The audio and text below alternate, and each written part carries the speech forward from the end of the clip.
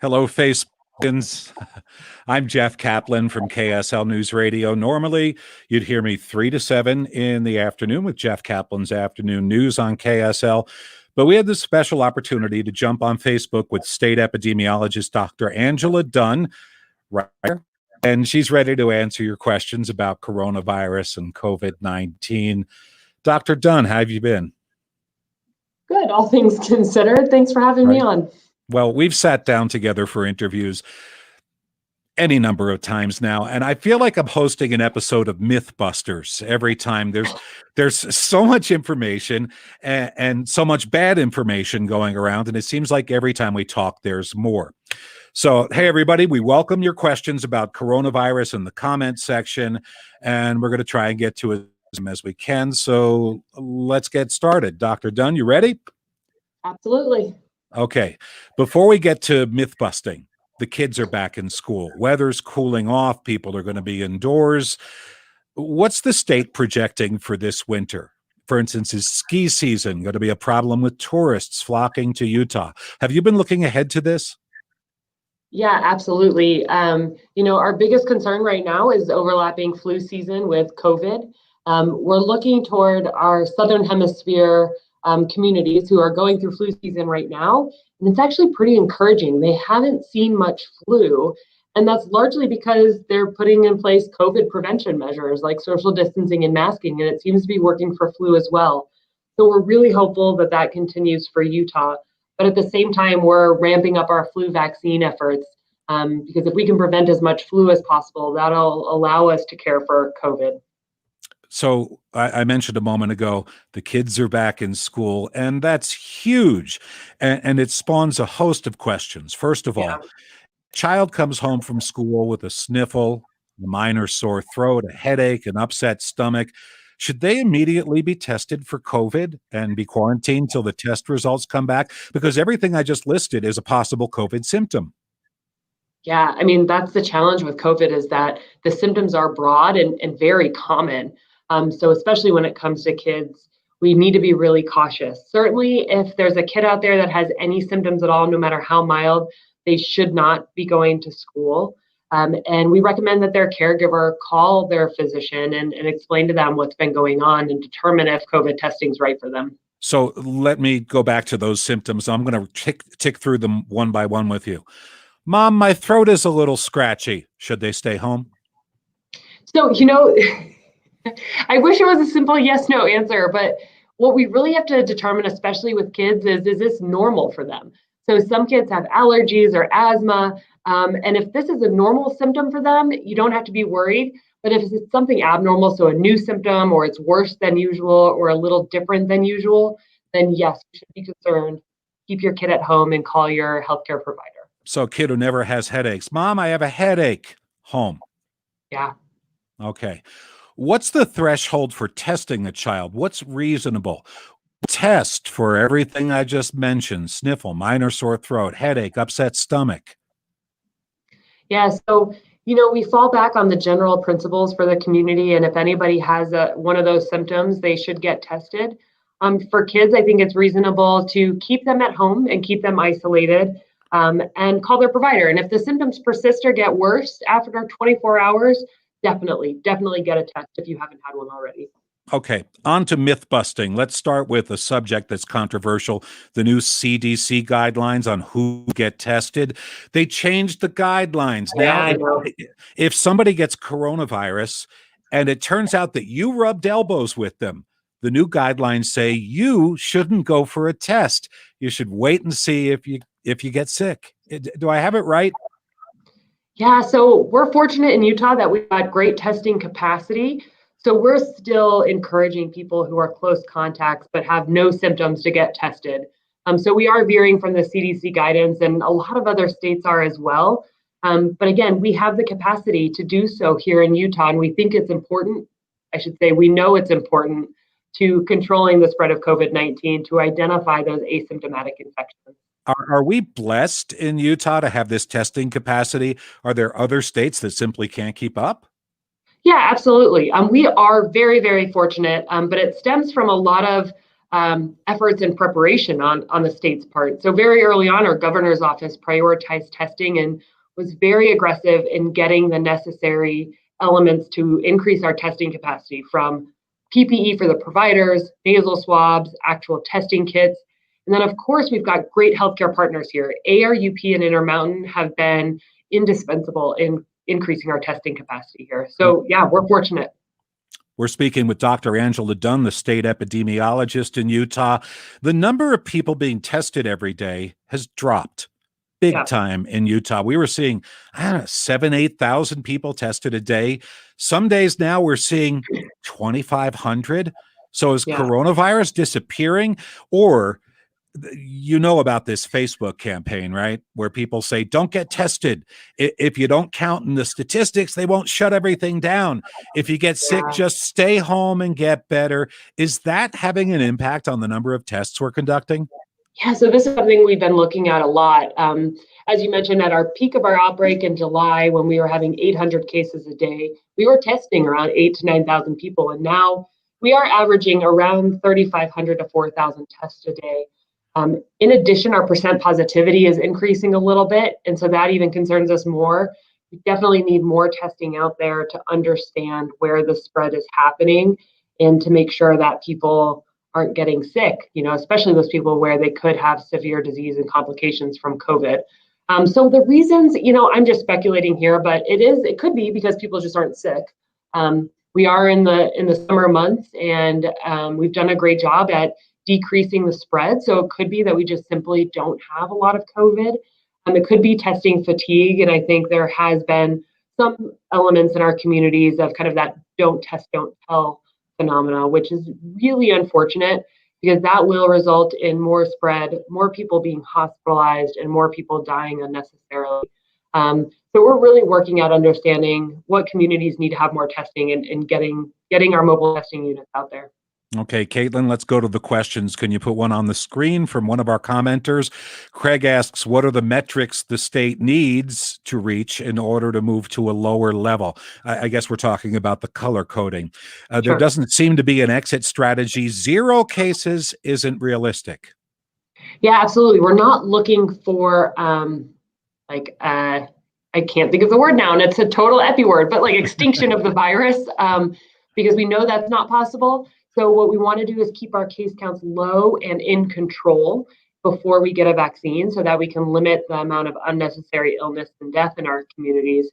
So we have a team that's part epidemiologists, part healthcare providers, and part economists and business owners that meet weekly and look at all of our counties and jurisdictions to determine which ones need to change levels, whether it's going up or down. So some of the elements we look at are, of course, hospital capacity, case growth rate, percent positivity, and then also where are people getting infected? Are they getting infected in the community, which is more concerning than one specific outbreak? So we look at all of those indicators in addition to the economic indicators such as unemployment to make the final recommendation to the governor on whether or not they should change colors. I'm sorry, I'm gazing through the questions looking for what's next. Continue. I'm sorry. That's great. I was just going to say, but that formal request has to come from the local health officer to the Utah Department of Health. So we make recommendations to the governor, but if the local health officer hasn't formally requested a change in color, we won't consider it. Okay, let's move along. By the way, you can ask your questions in the comments section. Let's have another one. My son's school closed today till September 11th due to an above 15 positive case count over a 2-week period. Will the Utah Department of Health be helping the school come up with better measures to protect children on campus since the plan in place clearly doesn't work? So we all knew. So I guess I should go back to school reopening plans were led by your local boards of education with input from the local health departments, but they were an education-led initiative. And we all knew and we all know that there's risk of spread to opening schools. It's trying to find that balance. We know kids need to be in schools for a lot of reasons. And how can we limit the spread of COVID-19 in the school moving forward? I mean, this is a new era. We don't know how this works. Schools were canceled at the very, very beginning of this outbreak. So we haven't had schools in session during COVID-19. So all of our local health departments are working with the schools to determine what prevention measures can be put in place. And I have to tell you, a big limiting factor is just our schools in general are overcrowded, which makes social distancing, which is our primary metric for limiting spread of COVID, very, very difficult. So there's a lot of effort being placed on ensuring kids have access to computers and internet, especially in the higher level grades where that is a little more applicable, and then keeping our elementary school kids in class. There are some studies that show younger kids don't transmit the disease to their parents. Older kids do. Is this garbage science, or is this something you've been paying very close attention to? Yeah, so there is some evidence out there that younger children do not transmit the virus as easily as older children or adults. What we know is that younger children seem not to get as sick in general from COVID-19 than adults, which is a good thing. But we also have evidence to the contrary about transmission, that kids can transmit just as easily, even when they're asymptomatic. So the jury's still out on that. And that's why it's so important that prevention measures be in place so that the students aren't infecting teachers and staff and other adults around them in the school setting. Okay, let's talk about the race to a vaccine. We know that a vaccine won't stop the spread, that the first vaccine will really lessen symptoms. Do I have that right? Yeah, so we as a country are on this unprecedented effort to get a vaccine. What usually takes several years is looking like it's going to take less than 1 year. Certainly, the vaccine ideally would prevent infection with COVID-19, but similar to other vaccines, such as the flu vaccine, if it doesn't prevent it completely, it can limit the severity of the disease you get from COVID-19, which is a good thing as well. So we are awaiting phase 3 trials from 2 pharmaceutical companies, which, they're testing 25,000 individuals. It's a large trial, and it's the last step before they can give it to the community. And that's going on right now. So those results, we're all anxiously awaiting. Well, a vaccine, and then wouldn't a booster be required 3 weeks later? Yeah, so it depends on the vaccine. And again, these phase 3 trials will tell us more of that, but it is looking like it's not going to be a one dose vaccine, unfortunately. Okay, now if we only test people for 3 months, this phase 3 trial, how will we know how long the vaccine's going to protect us? Will we get a year's protection, 2 years, 3 months? What happens? Yeah, we won't know, but what we will be doing is keeping close track of everybody who gets a vaccine. So we already have our vaccine registry here in Utah. So we know, everybody who gets their measles vaccine and, meningococcal vaccine and others, especially for school-related reasons. So the government will require us to also have a COVID vaccine registry that will allow us to understand when or if people get reinfected after the vaccine. Okay, now there are a lot of people who are anti-vax in the first place. You know this. You have to convince Utahns that the vaccine is safe and that it's effective, yet there's so much politics swirling around about this. How are you going to get Utah on board? Yeah, I mean, this is the plight of public health, is ensuring we have the trust of the greater community in order to protect the health of most Utahns. So we're working on a campaign now, and it's certainly going to be an uphill battle. I recognize that. A lot of us wanting to get a vaccine is to get our lives back to quote unquote normal. Really, a vaccine is our only hope for going back to shaking hands, having social gatherings without having to worry, going to a restaurant without a face covering on. This is really going to be how we get back to normal. And we're going to need about 80% of Utahns to get the vaccine in order for that to happen. Is that realistic? Our flu vaccines fall short of that. So we are going to have a huge effort on the part of all of us as individuals to get the vaccine if we're able to do so. Somebody's going to have to put the science forward, how it's okay, and it's going to be debated in the public sphere. Yeah. There's a long path. I mean, I'm sure there are people who are going to say, vaccine, sign me up, hit me. But there are a lot of people who are going to be really tepid about the whole thing. Yeah, absolutely. Again, it's something that we're working closely with all of our healthcare partners and multi-sector partnerships to get this going before we even have a vaccine, so that people get used to the idea of it. Because again, we know that the vaccine is going to get us back to normal and get our economy going again, and our kids back in school and playing sports and all that good stuff. We really need a vaccine to do that. Let's talk about plasma. We're back in myth busting mode. There's this Okay. false statistic being spread, even by doctors, that plasma reduces COVID 19's deadliness, the mortality rate, by 35%. And in Washington, no one seems to be able to explain where this statistic came from. And when you drill down deep into the study, that's really not what it concludes at all. At the same time, Utah is sort of leading the charge for plasma. Intermountain Yeah. Healthcare is deeply involved in the study. For a while, they were having a hard time finding test subjects. Is that still the case? Where are we with plasma? Yeah, so plasma, we're still in that investigation stage. There are some promising signs that it can be helpful for limiting the duration and severity of disease, similar to kind of other infectious diseases with plasma. So we are really hopeful, but again, it's not a silver bullet, and we don't expect it to be. We expect it to just be another tool in the toolbox for clinicians to help patients. Okay, let's go to our commenters and get some of the questions. Caitlin, if you would, please. Do you think parents refuse the vaccine, if parents refuse the vaccine, that kids will not have a chance to go to school? Interesting. Yeah, so that goes on, will we require the COVID vaccine as a mandatory vaccine to enter into public schools? Currently in our state, you can get a vaccination exemption for a myriad of reasons. So I don't anticipate that COVID would be any different, but this isn't something that we've discussed in detail yet with our school partners. So it's definitely an agenda item, but we're not there yet for Oh, making any including. just curious, what is the measles vaccination rate in Utah? Do you know? Yeah, so we're at about 64, 65%. Oh, sorry, measles vaccine, we're in the Yeah. 90s. We're like 94 to 97%. So we're about in the middle of the pack nationally for measles. Okay. I worry about the emotional health of the kids if we pull them out of school. I mean, absolutely. There are positives and negatives to every single decision we've made throughout this COVID pandemic response. And I know that state officials and policymakers and your elected officials are all just trying to make the best decision, weighing the risks and benefits of every single decision. There's been a lot of unknown, and going to school is one of those. So weighing the positives of being in school in terms of learning and the social environment and the emotional health versus the physical toll that being in that crowded environment with COVID spread going on is. So again, there's no perfect answer, unfortunately, and just know that decision and policymakers are doing the best they can to toe that line.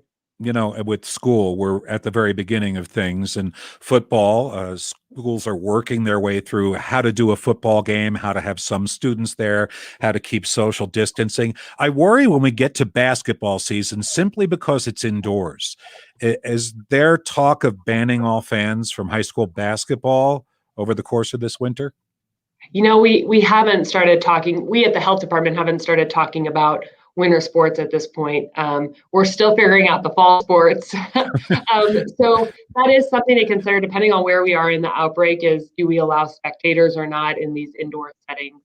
Okay. I'm hopeful that we'll get down to zero with a vaccine, come in the fall or in the late winter, but we'll see how that goes. What's the latest on the timing? There's the political answer and there's the science answer on a vaccine's timing. Sure. So realistically, we'll probably have some doses in the winter, the late winter. We'll have limited doses then that will likely be prioritized for healthcare providers, and then probably community level doses in the spring. So that's the point at which everybody's going to have to make that decision. Do I let you stick me or not? Mm-hmm. Okay, let's go to another question. From Twitter, at what point are we hoping to end the mask mandate in schools? So schools have only been in place for about a couple of weeks now. So I'd say give us some time. We need to show that we can open schools safely with masks on. We are seeing increased spread in some school settings. And for a lot of schools, the masks are the only prevention measure they're actually able to take because of the inability to do physical distancing in the school setting. So nothing really on the horizon for that. Again, we're just trying to get schools open right now and keep them safe so they can stay open. Parents are in the thick of this. I'm a grandparent, so you'll only hear the anecdotal stories. And after the first day, my my granddaughter, the 5-minute mask break once an hour. And this is in the Davis School District. Is that common everywhere? Yeah, there's been mask breaks that have been built up in a variety of ways throughout the districts, because it is important to allow kids that freedom and flexibility to take it off if they don't want to be wearing it all day. As we all know, that is very challenging to do. So it is a common practice that was recommended by the Utah State Board of Education. Oh, so it is common. I just found it surprising because, grandpa like that. So let's go to another question from one of our commenters. Carly Peterson asks, a person is considered recovered after 3 weeks. If a person passes away from COVID after they are recovered, are they still counted in the daily COVID death toll? So I guess that's a two-part question. So if a person has recovered and then they die, they have not died from COVID-19, so they are not included in our death count. Okay. That's the first talk. Who put that question back on the screen?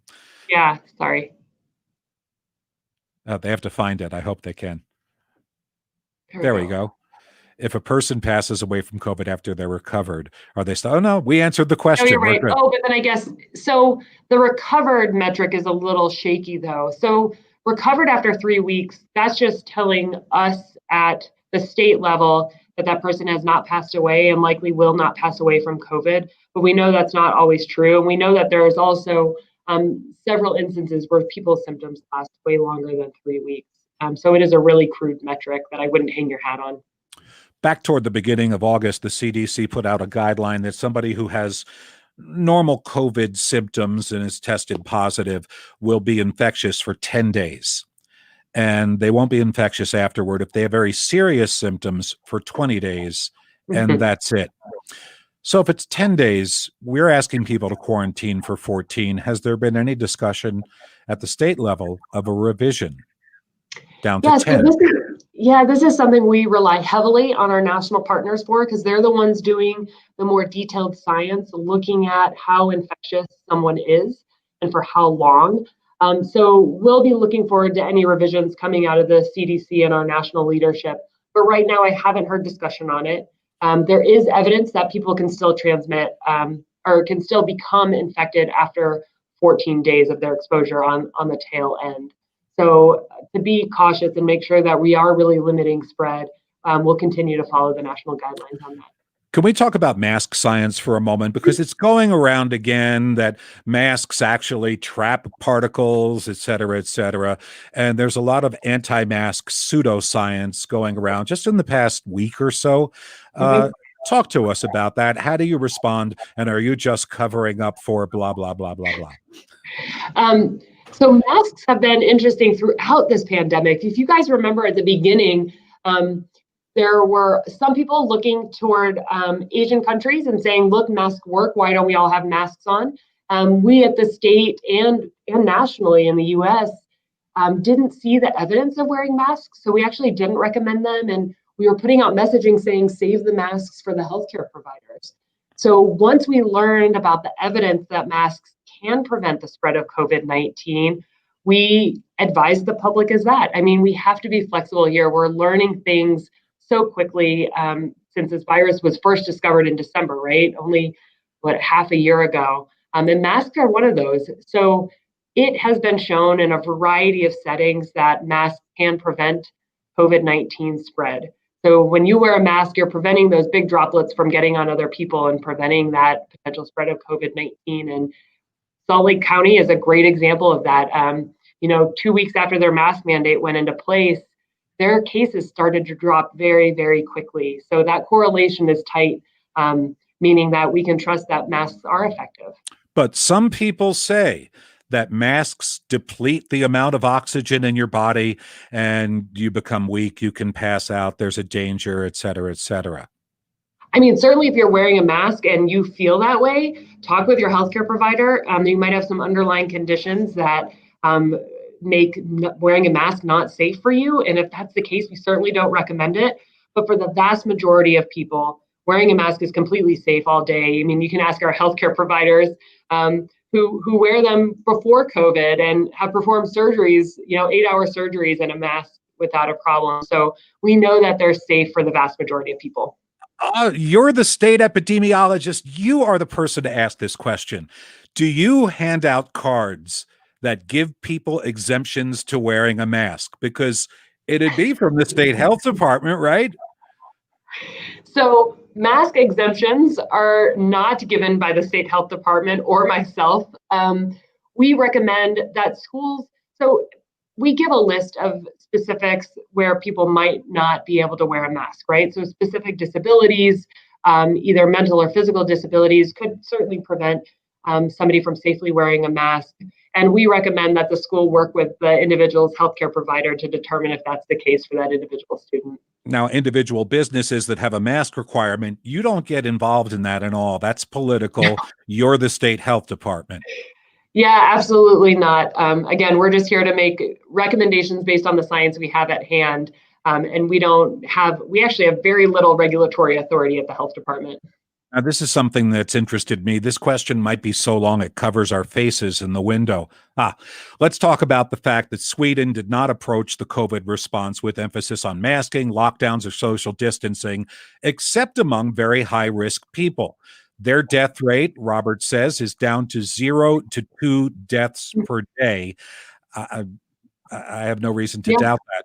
So how does that play into considerations? What I had heard previously is that, yes, Sweden did this, but their economy suffered, ours did, and their death rates were actually higher along the way than neighboring countries.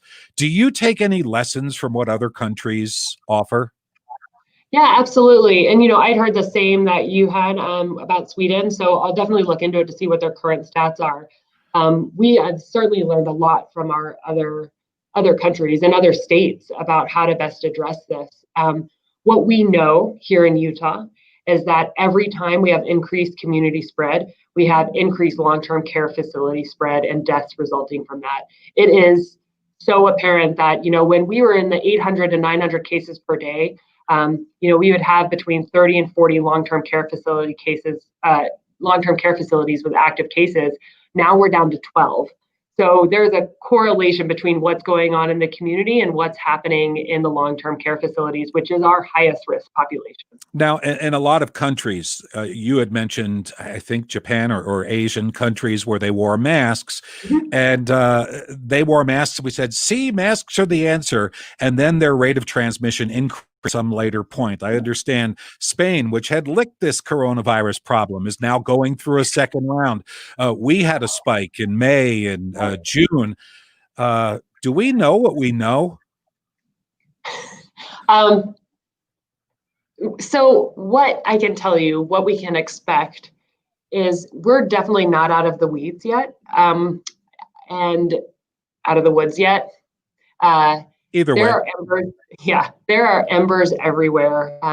When we're having, 350 to 400 cases per day, we are very close to having another spike, right? Which is why it's so important for us to still be vigilant, social distance as much as we can, wear face masks, stay home when we're ill. That'll allow us to keep decreasing our cases while keeping our economy and schools open. Letting up, I know we're all tired and fatigued about these measures, but when we let up, we could certainly see another spike similar to those other countries. Okay, Caitlin, if you would put one more question up from a commenter, we'd appreciate it. Amber asks, what over-the-counter prescriptions would you recommend to treat symptoms of COVID? For instance, is there something we can do before any breathing gets out of hand, like an inhaler or something? Yeah, there hasn't been a lot of evidence that there's good prevention strategies. I think basic symptom management, like people would with cold, is reasonable. If you're having any trouble breathing, that is certainly a time to call your provider. And if it's very labored, go to the emergency room. Trouble breathing is definitely an instance where you need that one-on-one provider care. But if you have the first minor symptoms, like a headache or a cough, basic symptom management with over-the-counter medications that your local pharmacist can help you figure out are the way to go. And if it's COVID, those won't work? No, they will. I mean, it's just symptoms, right? So you can get a cough suppressant, acetaminophen for your headache. Those types of things can help with symptom management, but it won't help the virus shed from your body any quicker. All right. Thanks so much, Dr. Angela Dunn, the state epidemiologist. As always, great to talk to you. And thanks to the state of Utah for arranging this Facebook Live, and to KSL News Radio, of course. We appreciate it. Dr. Dunn, thanks. I hope we'll do it again. Likewise. Thanks, Jeff. And I'll see everybody on the radio this afternoon at 3 on KSL News Radio.